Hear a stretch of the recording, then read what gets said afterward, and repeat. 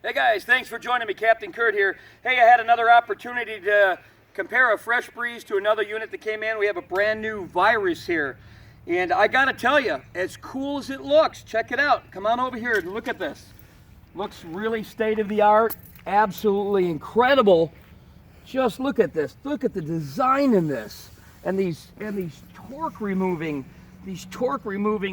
ledges here to help control that torque, and just this carbon fiber look down here by the gas tank, this protective thing here. Look at the way they've used this polymer plastic to get this around here, and these state-of-the-art cutouts all lasered out of here.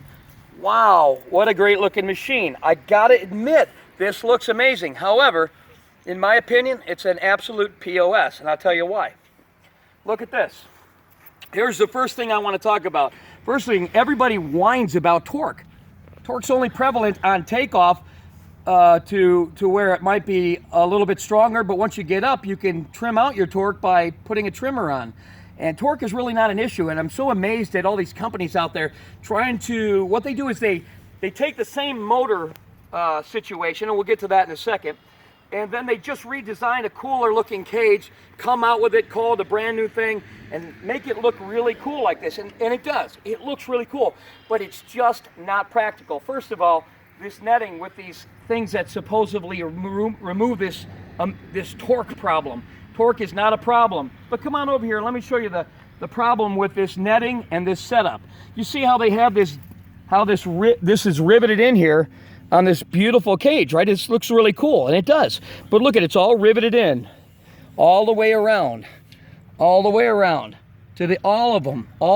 It's so when you have a problem with this, which you will, because everybody who foot launches in the first year will break 3 to 4 sets of propellers and cage parts, and this usually happens when they trip and fall. It's not a strength thing, it's a balancing. If you watch my other video, trike or foot launch, you'll understand what I'm talking about. So in your first year, you're gonna pay your dues. You're going to break some props.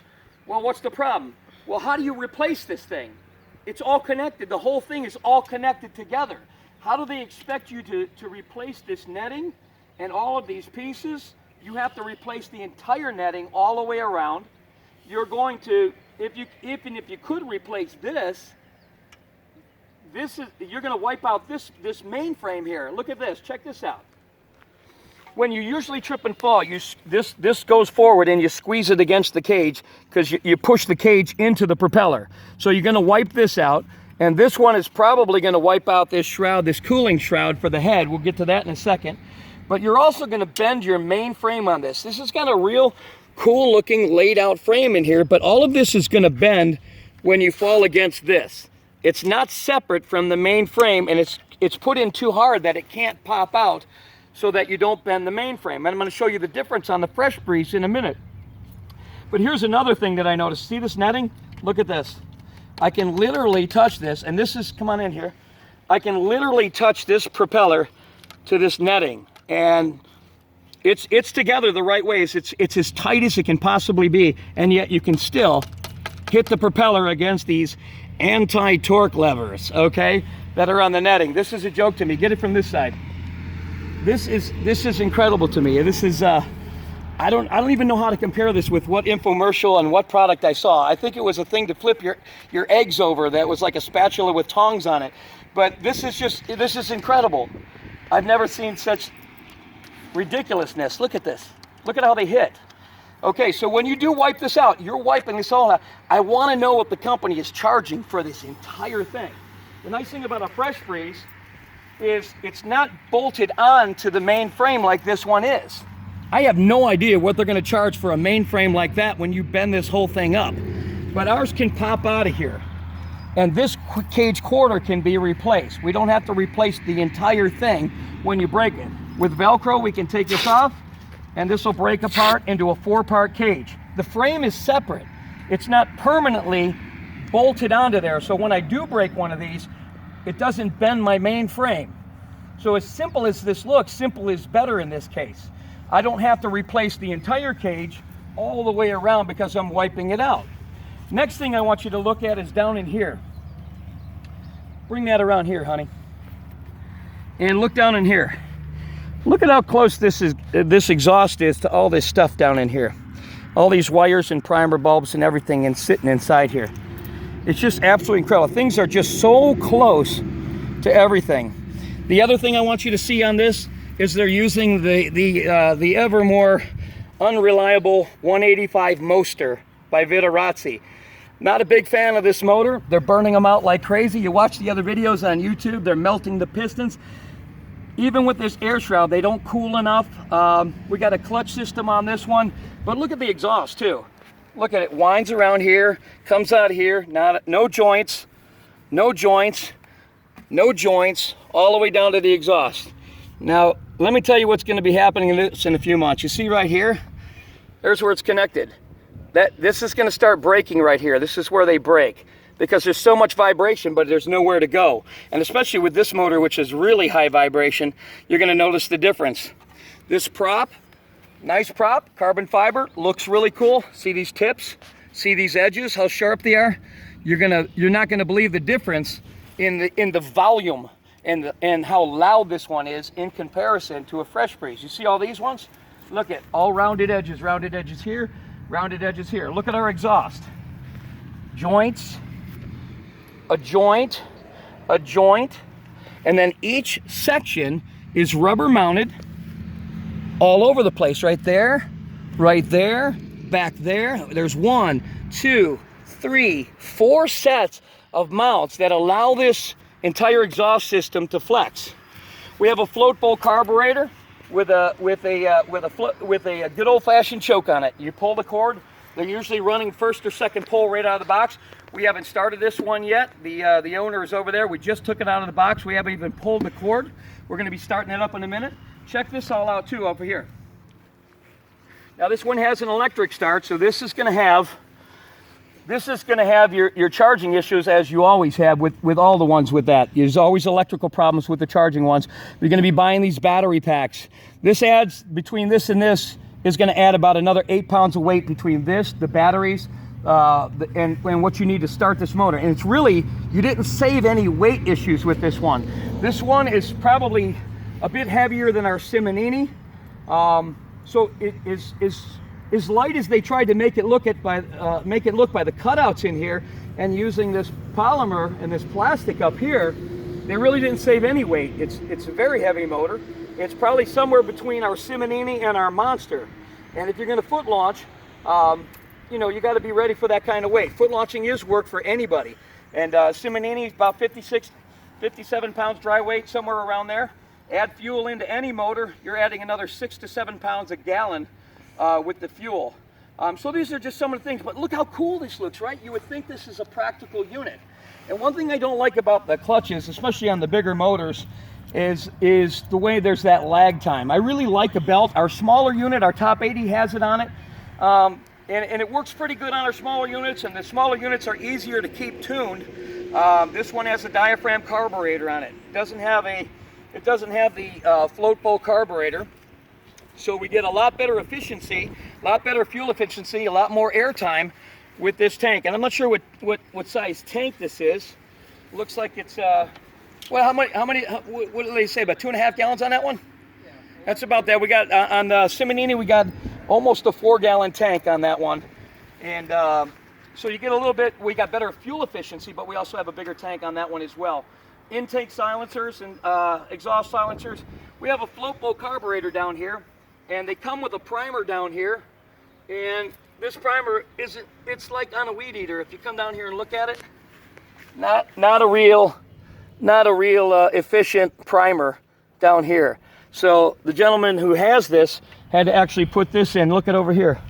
He had to put a bigger one in just to get the motor started. So you have to prime these motors, and if you prime them too much, of course, then they're flooded and you're pulling the plug out, trying to dry off the plug. But this is just some of the stuff that I see out here. All of these units are doing this. They're just changing the look of everything, but everybody's using this motor, but it's being sold to manufacturers of other brands rather inexpensively. That's why everybody's using this motor.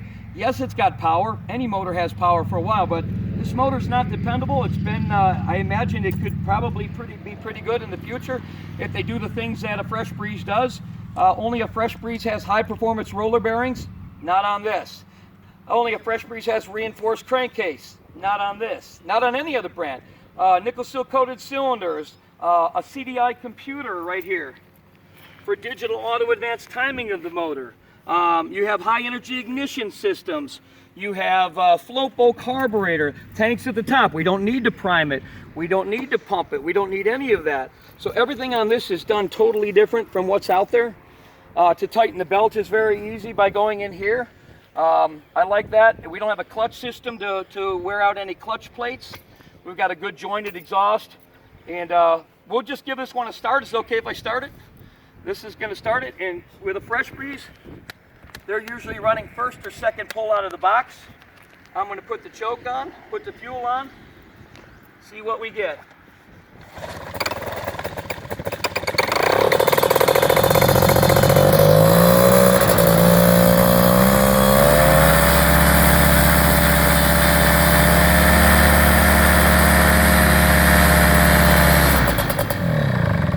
Folks, we do this consistently. The owner is right over there.